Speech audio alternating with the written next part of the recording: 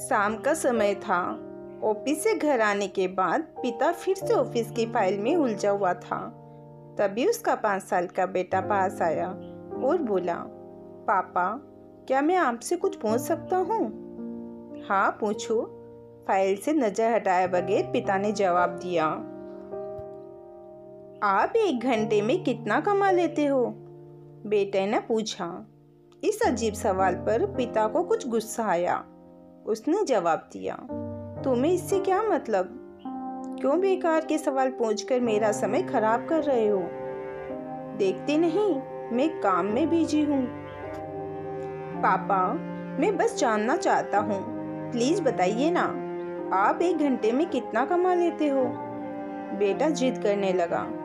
500 रुपए, पिता ने जवाब दिया और काम में लग गए। ओहो, बेटा सिर झुकाकर कुछ सोचने लगा। फिर सिर उठाकर बोला, पापा, आप मुझे 300 रुपए उधार दे सकते हैं?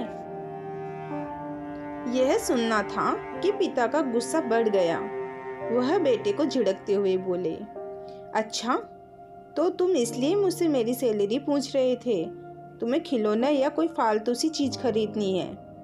अब एक शब्द कहे बगैर सीधे अपने कमरे में जाओ और सो जाओ। मैं इतनी मेहनत से पैसे इसलिए नहीं कमाता कि तुम्हारी हर फालतू मांग पूरी कर सकूं।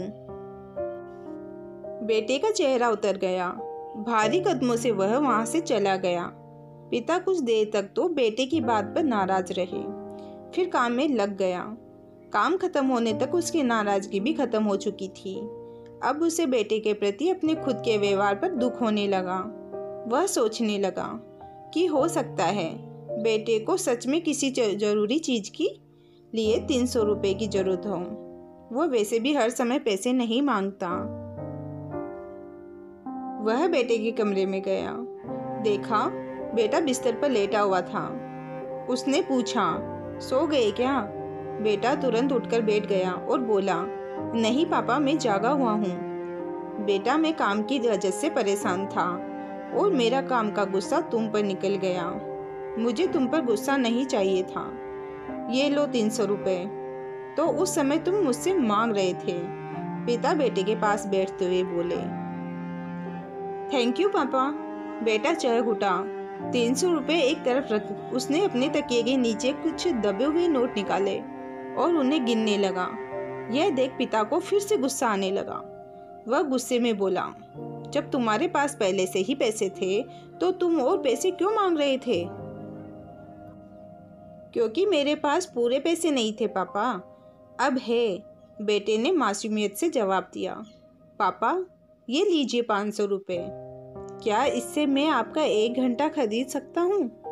प्लीज, कल आप जल्दी घर आ जाना, मैं आपके साथ डिनर करना चाहता हूँ। बेटे की बात सुनकर पिता सन्न रह गया। सीख, हमें इस कहानी से यह शिक्षा मिलती है कि हम पैसे कमाने की जद्दोजहद में इतने ज्यादा व्यस्त हो जाते हैं कि हमारा परिवार पीछे छूट जाता है। हमारे पास अपने परिवार और परिजनों के साथ बिताने के लिए समय नहीं होता।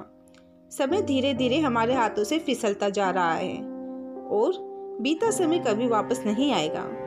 ऑफिस से हमारा रिप्लेसमेंट बड़ी ही आसानी से ढूंढ लिया जाएगा, लेकिन परिवार का कोई रिप्लेसमेंट नहीं है। अपने परिवार को महत्व दें। यदि आपको कहानी अच्छी लगी हो तो इस कहानी को लाइक जरूर करें और यदि चैनल पर नए आए हो तो चैनल को सब्सक्राइब करें और बेल आइकन को भी क्लिक कर दें, जिससे कि सबसे पहले नया वीडियो आप तक पहुंच सके। बहुत बहुत धन्यवाद।